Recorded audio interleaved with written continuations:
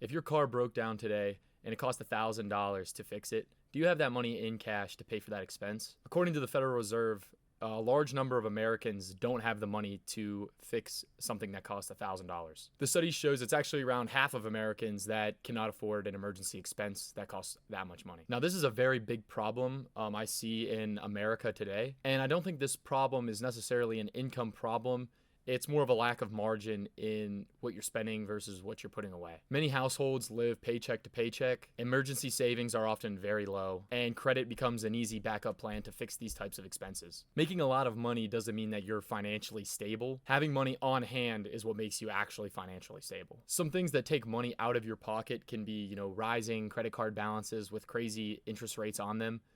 Inflation can eat away at your savings, and maybe if you live in a super expensive house that maybe you shouldn't have bought. Housing costs have been through the roof in the last few years, and that could be another reason why money is coming out of your pocket faster. So how did we get to where we can't afford $1,000 emergency expense? Like I said, rent housing prices have increased significantly. I've noticed a lot of people also their healthcare premiums have gone way up in the last 5 years compared to what they used to be. There's behavioral things that people are doing as well, like getting a nice car and keeping up with these crazy car payments that are happening right now. I think a new car payment, I've said this in a previous video, I think it's $700 or $800 for a new car, right? I think used is $500, which is just insane. Student loans often take a big chunk of younger people's money as well, which that rolls into this debt normalization that everyone is seeming to go about these days, where they'll just take out any loans that they think they need and just pay the price for it as they go through their early career. I include in the debt normalization like monthly subscriptions as well, because that just eats away at your disposable income, and like things like buy now pay later.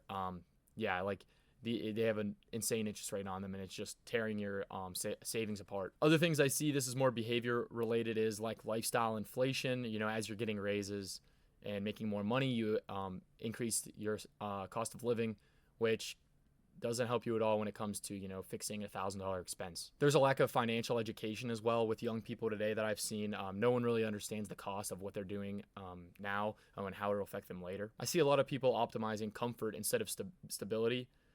Stability can be difficult, but you'll be able to cover these expenses as they come up. So I think everyone should have, savings to pay for any kind of random expense that comes up, whether it's like a car fix or a new fridge or something like that. So if you're in the half of Americans that cannot, save to cover $1,000 expense, I would follow these steps. The first step isn't save 6 months of your income today, right? Obviously, that's super unrealistic. I would start with any amount and just keep doing that. $500, then $1,000, then 1 month's expenses, and just really start building, pretty much a layer between you and needing to go to credit to fix an expense like this. Next, I would start attacking your fixed expenses. Things like a car payment or any credit card debt that you have, or anything like that's monthly that could go away once you've paid it all off. The next thing I would do is not prioritize appearances, delay the new phone upgrade, get a used car, or maybe live in a smaller apartment or something like that. Once you're able to do this and build a cushion between you and any expenses that might come up that could really set you back,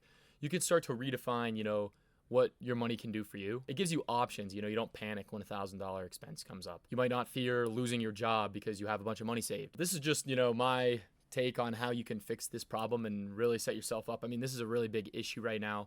Like I said, half of Americans don't have $1,000 to cover an expense. And as I do on the channel, I try to throw in like some personal things that I'm doing to, try to set myself up and how I'm following my own rules that I just laid out. So first I have 3 months of my expenses already saved, and I just kind of keep that in a high yield savings account and only touch it when I need to. The next, I have a small student loan balance. I'm actually paying double what my monthly payment is on my student loan balance just to get those out of the way faster.